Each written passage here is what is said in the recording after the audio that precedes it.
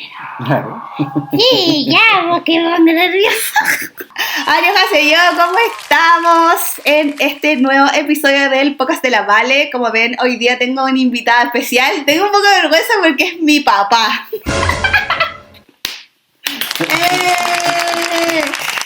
Se me ocurrió hace un tiempo hacer este episodio porque yo hice un episodio que se llamaba La Maternidad.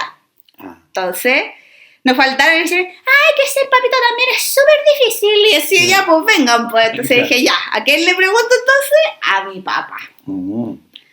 Así que te voy a presentar. Ya, mi papá. Ay, que me da vergüenza, chiquillo. Luis Catalán. Eso fue todo. Esa es la presentación. Sí. Vale. Sí. Cuéntame, ¿qué es lo que quieres Ya, saber? vamos a ir al medio del asunto al tiro, Sí. que mi papá Yo soy muy concreto, en realidad. sí, y ya no se cuece en tu agua. No. Entonces, vamos al tiro. Hay como una semana remojando. Así que vamos al tiro y me digo el asunto. Sí. Bueno, la pregunta es, y el tema de este capítulo es la paternidad. Así que la primera pregunta es, ¿qué es la paternidad para ti? Bueno, la pregunta se contesta por sí sola en términos de que tú dijiste qué es para ti. Ujú. Porque ciertamente que es imposible que yo pueda dar una receta o que coincidamos con otros padres. Mm. Porque eso va a depender del grupo etario, del grupo social, de dónde tú estuviste, de la década en la cual hayamos sido padres. Y en este caso para mí fue en los años 80 y tantos. Hace mucho tiempo, sí. Y la realidad del país que teníamos, la realidad social, política, geográfica, porque eso ocurrió en la ciudad de Valdivia, que tuve mi primera hija. Es completamente distinto a lo que hoy día se puede apreciar. Por lo tanto, Claro. ¿cómo fue mi paternidad? Fíjate que yo creo que ni siquiera fui consciente de que estaba ocurriendo tal cosa como ser papá. Mm. ¿Por qué? Porque en esas épocas era como un proceso natural. ¿Y por qué era natural? Porque no había tanto tiempo para discutir o pensar como se hace hoy día.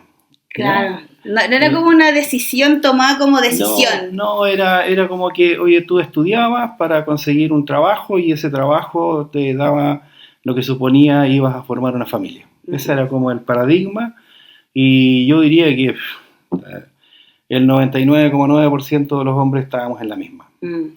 Por lo tanto, por eso te decía que esto es una cuestión también temporal de cómo se entiende la paternidad. Pero como tú me Claro. preguntas a mí, yo simplemente un día supe que iba a ser papá y ya estaba completamente sumido.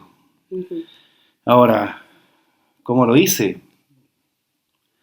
No lo sé. Yo siempre creí que le puse todo y que lo hice fantástico, pero no soy yo que tengo que decir cómo lo hice, sino que eso lo dirán mis hijas. Y siempre va a ser el testigo o el espectador o el tercero quien califica, porque las propias calificaciones que puede hacerse son eso. Claro, porque al final es como complicado, porque por un lado, si eres muy autoexigente, nunca va a ser suficiente, pero por otro lado, si eres muy... lo hiciste estupendo. No es como un parámetro. Bueno, si el mejor papá del mundo, Sí, me te pareció pero- horrible, pero claro. Pero fíjate que hay una cosa que he ido aprendiendo con el paso de los años y es que si tú presionaste mucho, colocaste muchos límites, pusiste muchos no, muchos deberes, muchas maneras correctas de cómo se debe hacer y cómo se debe vivir, entonces el hijo te dice, no, pero es que después tú no me dejaste vivir, me cortaste las alas y no me dejaste ser y entonces fuiste una suerte de abusador y etc. Entonces si por el contrario, no, fuiste un poco laxo y dejaste Muy ser, permisivo. y, no, claro, y permitiste que se dieran las cosas, Entonces, no, pero es que yo soy así, porque resulta que tú nunca me pusiste límites, Claro. y siempre y yo hice lo que quería, y resulta que yo era muy joven, y entonces por eso, entonces tomé malas decisiones, porque si tú me hubieras dicho cómo se hacían las cosas, ok. Entonces uno dice, bueno, entonces no debía haber sido ni demasiado estricto, ni demasiado laxo, Claro. entonces... Sí, claro, pero lo que pasa es que nunca te mojaste con nada, siempre fuiste de medias tintas, bueno, no te mojaste ni con esto ni con esto otro, nunca me dijiste si sí o no. Claro. Entonces, conclusión, pareciera ser que los hijos en algún momento su deber es criticar a los padres.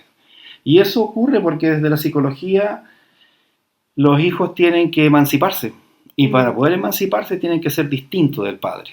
Sí. Y sí. eso, claro, pasa que cuando tú tienes... Yo, mi primera hija la tuve a los 21. Sí, igual. A los 21 años, hoy día miro a los jóvenes que tienen 30 y todavía están jugando con su... Con el PlayStation. Claro, iba a decir el Pac-Man. Se te cayó un poquito el carnet. Claro. Están jugando todavía con el Play, entonces... No lo sé, de verdad que ahora en estos últimos años como que me he dado cuenta que la brecha generacional fue enorme, demasiado. Y yo siempre creí y me he autodefinido como un hombre que se adapta con facilidad a los cambios. Uh-huh. Pero en este último tiempo yo podría decir que no me estoy adaptando con tanta facilidad. Con tanto inco. Sí. Sí, Así, porque sí. Yo es que en realidad como que también era importante para mí que tú dieras como tu perspectiva acerca de la paternidad porque tú no tuviste padre. Ah, sí, un súper buen punto que tú tocas, Valentinita, porque nosotros, los seres humanos, somos seres que vamos copiando las actitudes, y porque en alguna parte necesitamos tener un punto de referencia. Claro. Modelo. Un modelo. Y bueno, mis modelos en el fondo... Hay modelos, sí, yo diría que sí, que siempre hay un modelo y siempre hay un antimodelo. En términos de que si no tienes papá, vas a buscar, por ejemplo, ser y suplir todo aquello que te faltó. Uh-huh. Entonces ya hay un modelo. Yo le llamo un antimodelo, pero no porque sea malo, sino porque no te deja mucho espacio ni te abre un abanico de cómo enfrentar las situaciones de la vida. Claro, porque está el modelo de la ausencia. Y justamente eso es lo que tú no quieres recrear, pero en ese modelo de ausencia también están las otras cosas que no se saben, pues. Así es. Bueno, y no se sabe todo un infinito.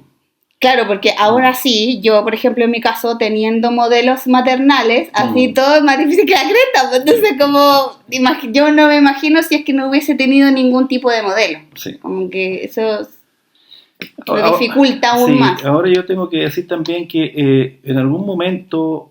la historia y el tiempo en que yo viví la paternidad era un tanto distinta, era más simple. ¿Ya? ¿Por qué más simple? Porque en el fondo nosotros éramos proveedores y con eso de alguna manera bastaba.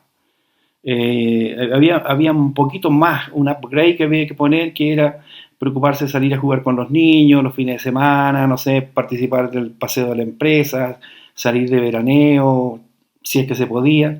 Pero hoy yo me doy cuenta que son tantas las opciones y tantas las alternativas que realmente para los jóvenes se les está poniendo completamente difícil. ¿Ya? Porque tienes que tener ahora un tiempo para estar con él y hacer una paternidad responsable, ¿cómo que le llaman ahora? Responsable sí. y no sé cuánto. Maternidad respetuosa. Bueno, crianza respetuosa. Sí, muy respetuosa, demasiado respetuosa para mi gusto. Tienes que tener un buen colegio. La televisión, ¿cierto? Con toda esa información, las plataformas de internet hoy te están dando 100.000 alternativas de qué es lo que tienes que hacer. Antiguamente, por ejemplo, cuando nosotros salíamos de vacaciones, no pasaba nada. Ningún niño exigía nada al respecto y bueno, y te quedabas en tu casa y jugabas con los chicos del barrio y sería. Pero hoy los niños exigen que tienes que salir de vacaciones a algún lugar. Y eso implica costos, implica que tienes que pedir permiso en los trabajos o vacaciones en el trabajo. Claro. Luego, antiguamente, yo entré a primero básico, eso a los 7 años, a los 6 años. Hoy día no, tienes que ir al playgroup, que es el pre-kinder, el kinder y el primero. Claro. O sea, Ya ahí tienes, y después vas, y yo cuando iba al colegio tenía un cuaderno, que era el cuaderno de borrador, con las primeras materias, y una vez que ya los profesores definían los ramos, le compraba los cuadernos. 6 cuadernos, 7 cuadernos y 2 lápices y una goma y sería. Y listo, ahora no. Y hoy día, me acuerdo, según mi tercera hija, fuimos al colegio y nos dieron una lista que eran 2 hojas de materiales. En ese momento, 150.000 pesos, que era prácticamente una fortuna. Con eso hubiera podido criarlas ustedes dos. A las 3. A las 3. Entonces, eso me he dado cuenta que se ha tornado demasiado complejo. ¿Sí? Claro, porque ya, o sea, dentro de todo lo que es como el espectro de la maternidad, paternidad, que ya no sé, tener un hijo, criarlo, darle lo básico, que la alimentación, la educación y todo eso, pero más allá de eso hay que dar una contención emocional, hay que ser un ¿cómo se llama? Un pilar, hay que contener, hay que enseñar, hay que educar, y todas esas cosas son sacrificios.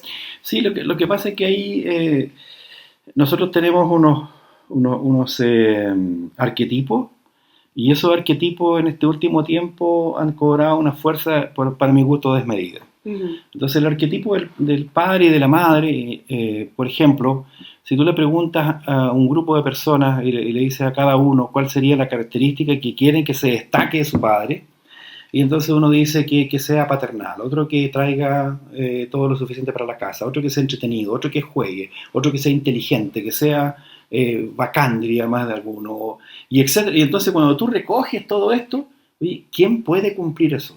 Claro. Entonces, ese arquetipo antiguamente ni siquiera se pensaba. Claro. No existía. Entonces, en la medida que ha habido más educación, en la medida que ha habido más información, tanto del punto de vista como de lo académico, de lo psicológico, etcétera, etcétera, entonces esos han surgido como exigencias. ¿Y quién puede cumplir eso? Esa es la pregunta. Entonces, eso mismo nos ha jugado en contra, yo diría, a la sociedad actual, porque hoy día los jóvenes yo veo que están sumidos en el temor, no quieren asumir la paternidad. Yo veo en la calle, en la comuna donde yo vivo, veo de 6 personas, 5 que están paseando un perrito. Claro. Y otros que los nuevos hijos. Y eso lo van paseando en un coche. Entonces, es que eso es indicativo, ¿cierto?, que estamos reemplazando una cosa que es una tremenda responsabilidad, porque se transformó en una suerte de montaña que no la puedo superar. Entonces, un perrito, la verdad es que es como un sucedáneo, ¿no? Sería como un producto chino de un hijo. Claro. ¿no? Que yo lo fui a comprar al Persa del Biobío, esta guagua. Esta guagua que la verdad es que no me va a dar mucho que hacer. Claro. Entonces, pasa por ahí. ¿ya? Yo creo que eso también tiene pesa, y es un factor súper importante que tampoco no se ha analizado desde el punto de vista social.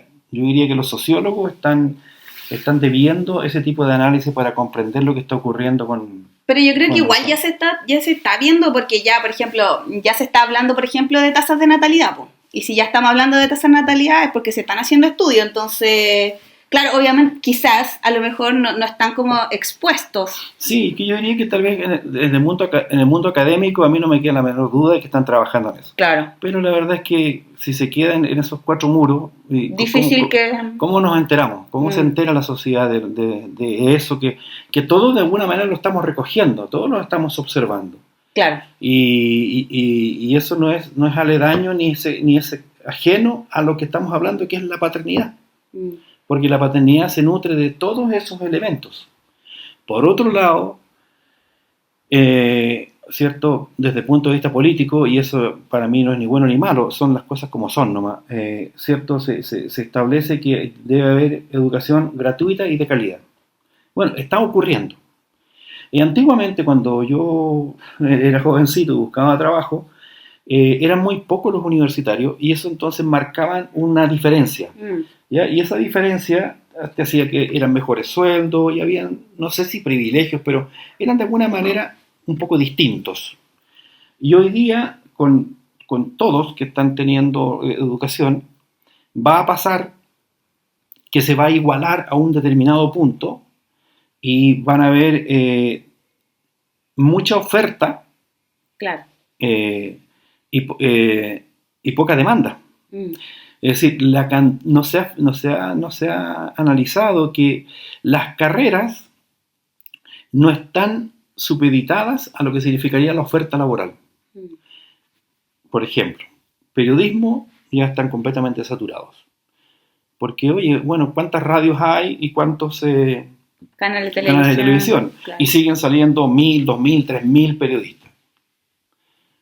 En las empresas están acogiendo para las comunicaciones un periodista, pero no es suficiente. Es decir, la oferta laboral es muy poca para la cantidad de personas que están saliendo. Entonces, va a llegar un punto, y yo creo que eso puede ser entre 5 y 10 años más, en que todos van a ser universitarios y no sé, van a haber, para un caso, van a haber 100 abogados que se van a estar peleando ese cliente. Obviamente, a mayor oferta y la demanda, el valor va a bajar. O sea, los sueldos van a ser como eran en antaño, por allá por los años 60. Entonces, ¿quiénes van a ser los que van a estar mejor y por lo tanto van a poder ejercer la paternidad? Van a ser los oficios. O sea, el que sepa hacer algo. Porque yo como contador, auditor y experto en impuestos, pero yo no genero riqueza en el país. Yo vivo de la riqueza del país. Yo no cultivo papas, no saco trigo, no crío animales. Es decir, todo lo que es la parte de alimentación y de producción, yo no estoy. Y de hecho, se ha levantado un nicho de la sociedad muy importante que vive a partir de esta gente que se esfuerza y se sacrifica produciendo lo que tiene que producir. Así que ahí tenemos un tema que es súper importante y estamos entrando de lo que sería la actualidad. Porque si tú me pides que yo te hable un poco de cómo ocurrió para mí, bueno, es otra parte, digamos.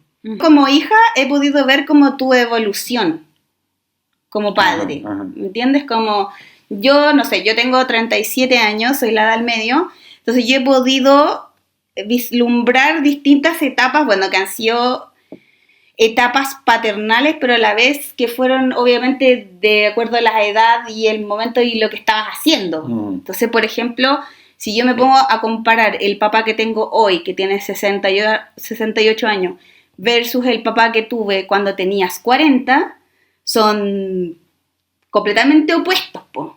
¿Pero por qué son opuestos, po? Porque tenías 40, estabas en la universidad, estabas trabajando, había que pagar colegio, había que criar, y en realidad trabajabas 24/7, tenías un lapsus que era como el único el día domingo, porque el sábado también tenías clase. Entonces, claramente el domingo lo único que quería era desfallecer, morir en donde sea que quedara tirado, po. Versus hoy, que ya tienes 68 años, ya terminaste tus carreras universitarias, tu magíster, ya como que esa etapa de sangrar trabajando para poder proveer pasó, por decir así. Entonces, claramente que las prioridades cambiaron. Las prioridades que tenía a los 40 años era sobrevivir. Las prioridades que tiene ahora a los 68 es vivir. Sí. Y eso cambia muchísimo también el cómo tú abordas. Bueno, fíjate, hija, que el tema pasa por las historias personales.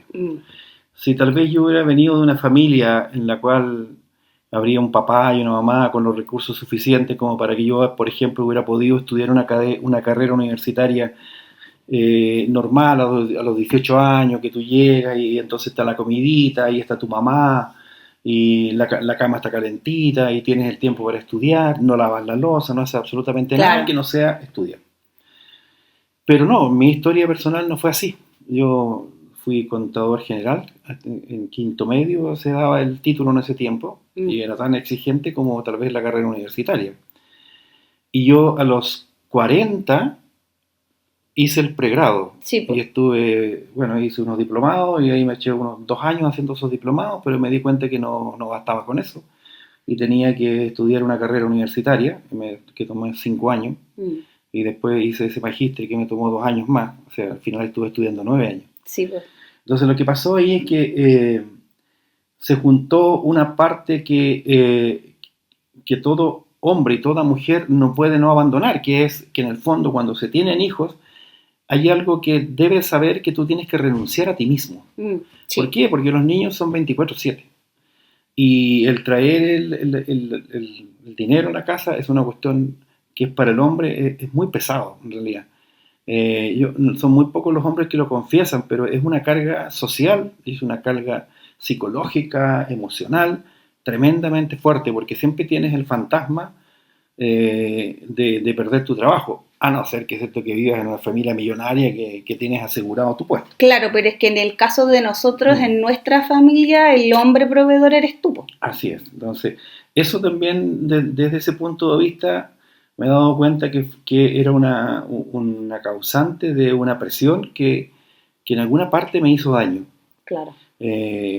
Y que me generaba una profunda ansiedad también.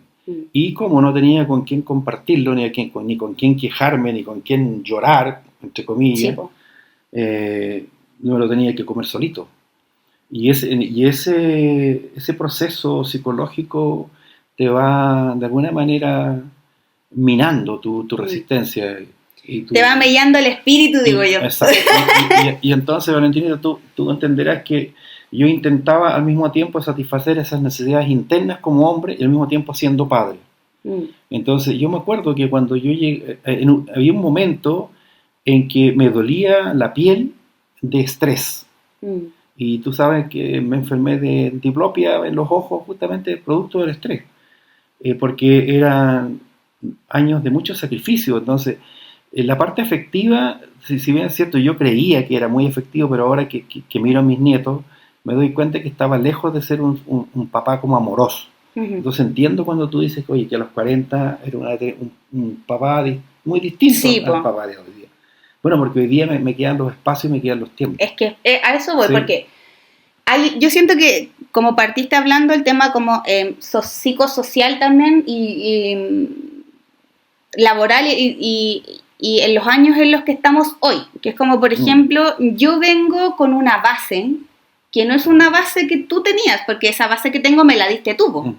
Entonces, claro, para mí hay cosas que son básicas, y son cosas con las cuales yo nací con esas cosas, entonces es como que yo parto desde ahí. Entonces yo parto desde que, no sé, tengo mi casa, que tengo comodidades, que la comida, que el escaldazono, que el internet, que tienes tu auto, que tengo el auto, es una base para mí. Así es, sí.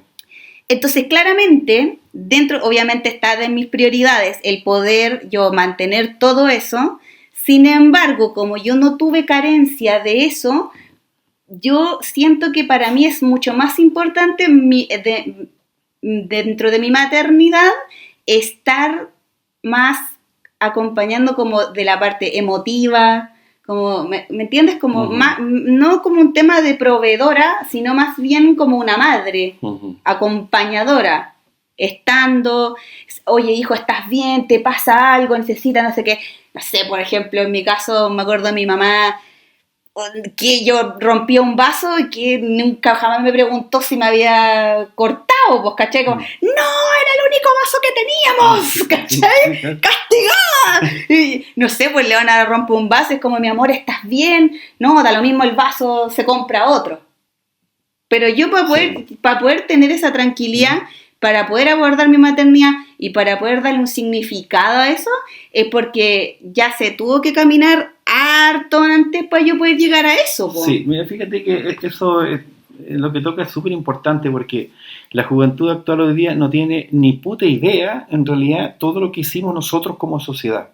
Nosotros levantamos un piso. Sí, po. Mira, yo vengo, no es mi caso, pero yo tuve amigos que vivieron en casas de piso de tierra. Entonces, cuando tú vives en una casa de piso de tierra, no pensarás que vaya a tener escaldazón. Pues claramente. Son cuestiones que también, dentro de lo que significa la evolución del país y del mundo, es sideral el cambio. Entonces, en ese tiempo, la verdad es que un vaso era una cuestión importante. Pues si yo tengo ese recuerdo. Había la cristalería. Había, no sé, una fábrica que tenía que hacía cosas de aluminio, ollas de aluminio. Hoy día vas al retail y te encuentras con toneladas de diferentes Los chinos. opciones. Entonces, ciertamente que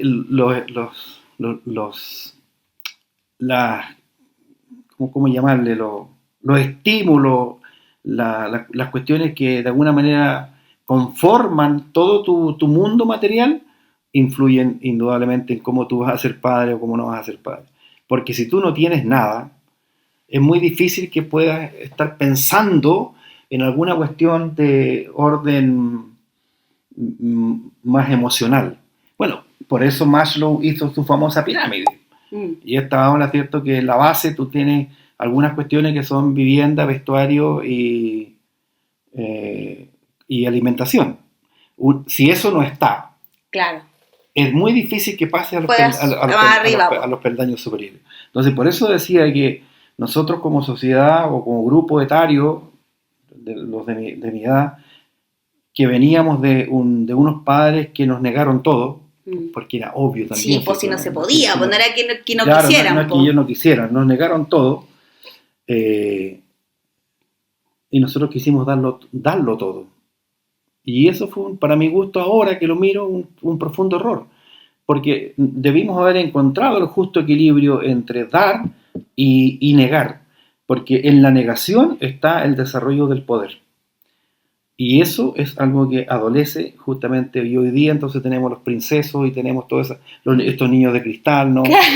y personas que no le puedes decir no, porque no tienen cómo administrar ese no. Claro. No han conocido los no. En tanto nosotros como generación tuvimos demasiados no.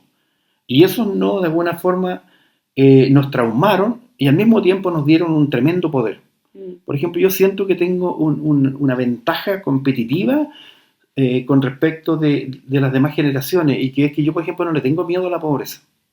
Yo, si el día de mañana hoy hay una guerra nuclear y no sé, pues se cae el sistema financiero, etcétera, o ocurre esto que están pensando permanentemente, ¿cierto?, este gran cataclismo que va a hundir a Europa y van a migrar cientos de miles de personas para acá, y por lo tanto va a haber una escasez tremenda de todo. Yo no tengo miedo a eso porque sé que voy a poder sobrevivir, porque nosotros sobrevivimos con lo mínimo. Claro. Entonces, claro, la abundancia te hace que tú pierdas la perspectiva de la realidad. Y yo creo que me considero un hombre completamente realista. Y desde ahí yo asumí siempre mi paternidad. Por eso, de alguna manera, yo creo que no he hecho ni siquiera análisis de si lo hice bien o lo hice mal. Sino más bien yo siento que cumplí con lo que yo tenía que cumplir, hice lo que tenía que hacer, y eso, bueno, al final de cuentas, como te decía, siempre los hijos van a tener esa opción de uno siempre tiene material. Sí, y fíjate que yo diría que en el recorrido de la vida y la obligación del ser humano es cumplir con y esto no tiene nada que ver con la religiosidad, pero tiene que ver con este mandamiento que dice: honrarás a tu padre y tu madre. ¿Y sabes por qué? Yo me he dado cuenta que es súper importante, porque en ese honrar no es más que entender profundamente qué es lo que pasó con ese ser humano y por qué pasó lo que pasó. Bueno o malo. Claro. O terriblemente malo. Pero hay un regalo que uno tiene que aprender a valorar como ser humano en el recorrido de la vida, que es el valor de la vida. Ya con eso, para mi gusto, ya eso es. Cuando tú reconoces que ese otro ser humano te dio la vida, valoras la vida y tú incorporas el valor en ti. Y tú, a partir de eso, le puedes dar valor a las diferentes cosas. Yo, por ejemplo, yo siento que soy una persona profundamente feliz, y se los he contado, sí, por el recorrido que tú sabes que yo he hecho. Porque, de alguna manera, todo lo que hice fue a partir de un sueño que yo tenía cuando jovencito. Y el sueño era tener una casita, y yo te la podría dibujar, porque es la simpleza misma, pues, hija. Tu casa es un castillo alrededor de esa casita. Y un auto usado. Esos eran mis dos sueños. No tenía más sueños. Por lo tanto, todo aquello que pasa sobre ese umbral, para mí es un regalo. Y yo todos los días lo disfruto, y cuando estoy almorzando doy las gracias, me emociono, porque tengo muchísimo más de lo que yo jamás pensé. Y todo eso gracias al esfuerzo y al ñeque que le puse. Y ahí dentro de eso está el papá, po. Y después fíjate que cuando nacieron mis nietos, tampoco si no tuve papá, obviamente no tuve abuelo. Claro. Por lo tanto, tampoco tuve una figura. No hay parámetros tampoco como para poder. Una figura de cómo ser abuelo. Por lo tanto, yo con mi primer nieto, yo fui papá. Sí, pues. Porque ese era el arquetipo que yo de alguna manera ya había incorporado en mí. Pero hoy día, a partir de los últimos nietecitos que tengo, yo ya soy abuelo. Sí. Y el abuelo, por ejemplo, yo he descubierto que el abuelo tiene la obligación y el deber de regalonear. De malcriar. No, y de malcriar, no de criar. El papá le dirá los no y le pondrá los límites y no sé qué y no sé cuánto. Yo, oye, el dulce, el helado. No, ustedes son más. Yo los miro a ti, a mis mamás, a todos, los desconozco. Pero fíjate que es como que es importante también saberlo porque es parte del juego de la vida. Claro. Sí, pues igual eso es súper importante porque también, o sea, para la gente que me ve y todo, nuestra familia es súper chica. Todos los abuelos están muertos. Abuelos, maternos, paternos, todos. Sí. Y de las madrastras, de los padrastros, o sea, no quedan viejos. No hay. Es lo más viejo que hay en la familia. Oye, y a partir de eso, fíjate que yo este último tiempo he estado... No sé si alcanza para meditaciones muy profundas, pero he pensado el tema de lo que ha significado para mí ser el pater family. El pater of family, yes. Sí, o el líder, donde de alguna manera descansa un poco lo que es la familia. En otras familias donde hay, no sé, 4 tíos, 2 abuelos, y no sé cuántos primos, de alguna manera se diluye esa responsabilidad. Claro. Pero cuando tú eres único, porque además yo ya de mi núcleo familiar me queda una sola tía que está lejos de acá, sí, y tenemos re poco contacto, y unos primos que están también haciendo sus vidas. Entonces yo desde el punto de vista del que está encima mío y mis laterales no tengo a nadie. Sí, estoy solo. Y eso tiene una carga que de alguna manera me la he ido sacando. Es una suerte de orden natural y me la he ido sacando porque yo he ido viendo cómo ustedes han ido creciendo. En la medida que ustedes más crecen, en esa misma medida más me liberan. Claro. Y en la medida que cada uno de ustedes se estanca en algún espacio de sus vidas, a mí más me amarran. Pero por una cuestión de estas responsabilidades, ¿no? Y que vienen obviamente del abandono de mi padre, que yo no quiero abandonar justamente a la gente que amo, a la gente que quiero, que es un mandato que obviamente ya sé que tiene que ver con cuestiones generacionales, pero en alguna parte lo asumo con mucha alegría también, porque eso le da sentido a mi existencia. ¿Ya? Siempre se dice que la persona cuando se jubila, ¿cierto?, se muere porque se va a la plaza, le tira unos pancitos a las palomitas y se despierta y ya está desocupado. Entonces también entiendo en estos momentos de mi vida que el hacer, independiente de qué sea lo que tienen que hacer, del contenido de ese hacer, eso le da un sentido a la existencia. Aparte de encontrar el otro sentido profundo, que también es responsabilidad de cada uno de nosotros, pero que no es el tema de ahora. Claro, sí, exacto. Bueno, ya capaz que en una de esas me invitas y hablamos del propósito. Vamos a hablar del propósito de la existencia, yo feliz. Del propósito de la vida. Me encanta. Esos temas que a mí me apasionan, me gustaría que los tocáramos, pero con respecto al tema de la paternidad, yo creo que ha sido como ha sido, ¿no? Si tuviera que calificarlo, imagínate que estuviera en un tribunal, imagínate que uno se muera, entonces, y en un tribunal te diga, a ver usted que acaba de llegar aquí, ¿usted fue papá? Sí. ¿Y cómo se califica? Porque nosotros no lo calificamos, usted se tiene que poner la nota. ¡Espectacular! Bueno, y yo diría, mira, fácil no fue. No. ¿Ya? Pero tampoco fue una cuestión que me haya llevado a límites como pensar que ¿cómo pudo pasar esto? En mi vida es una ruina. Claro. No, nunca lo vi así, siempre lo tomé como, insisto, como algo, porque eran procesos naturales. Si es que ahora se transformó en una cuestión que se discute si ser padre o no ser padre. Claro. Pero tú le preguntas a cualquiera de mi edad, oye, esta cuestión, todos queríamos tener familia. Claro, pero es que, por ejemplo, si yo te hago la siguiente pregunta, porque yo me la han hecho esta pregunta, y yo siempre respondo lo mismo, así que si tú pudieses recomendar ser papá, ¿Lo recomendarías? ¿O justifique la respuesta? Sí. Porque en mi caso, te voy a dar mi ejemplo. Ya. En mi caso yo no lo recomiendo. Ajá. Yo no lo recomiendo, pero no lo recomiendo si no quieres. Mm. Porque yo siento que tienes que querer. Fíjate que yo creo que sí lo recomendaría. Ujú. ¿Y por qué lo recomendaría? Por una cuestión existencial. ¿Cuál es esa cuestión existencial y que a mí en un momento me preocupó? Ahora tengo la siguiente frase. Hoy ya sabrán cómo la van a resolver. El ser humano lo ha resuelto desde siempre y en todas las generaciones han salido mal o bien, pero han salido. Claro. Tiene que ver con esta cuestión de que vamos a pensar, imaginemos que Chile somos 18 millones de habitantes. Nos vamos a morir, de aquí a 50 años más van a quedar solamente las generaciones tuyas, ¿ya? Y después van a venir las otras generaciones que, para entender el ejemplo, lo voy a llevar al límite, nadie tiene hijos, ¿ya? 100 años más. ¿Qué va a haber? Una generación solitaria.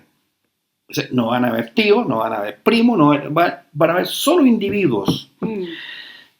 Y hay una cuestión que no sé si no se piensa bien o qué, pero cuando tú eres jovencito, cuando tú estás lleno de vida y lleno de fuerza y todo lo demás, oye, tú vives en una pieza o en un departamento solo y no pasa nada. Te juntas con tus amigos y lo pasas bien y sales y juegas deportes y no sé qué y te vas de viaje y está perfecto.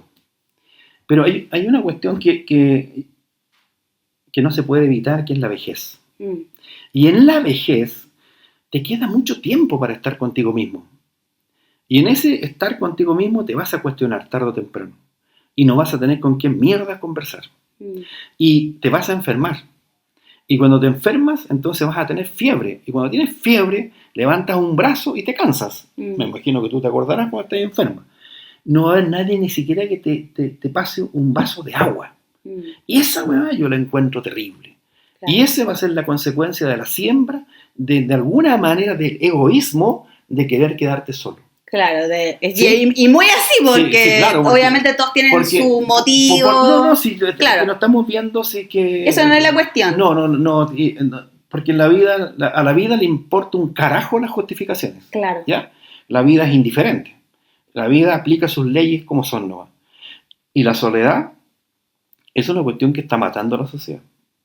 Sí, de hecho yo sí. lo veo ya en mi generación. Claro, entonces va a haber una cantidad de gente con depresión. Yo te diría que los sistemas de salud van a colapsar con una sociedad completamente enferma. Pero va a estar enferma justamente por este miedo a la paternidad o a la maternidad. Por este miedo de enfrentar la lucha, que siempre es mucha. Sí. Y por este miedo, ¿cierto?, de no querer entregarse al otro. Ya se han levantado muchos paradigmas, no sé, es que yo me lo merezco, la abundancia tiene que venir a mí. Oye, pues esas son puras cuestiones que tienen que ver con falsos paradigmas. La naturaleza no te va a permitir ese tipo de mentiras, porque son mentiras. No nos merecemos nada.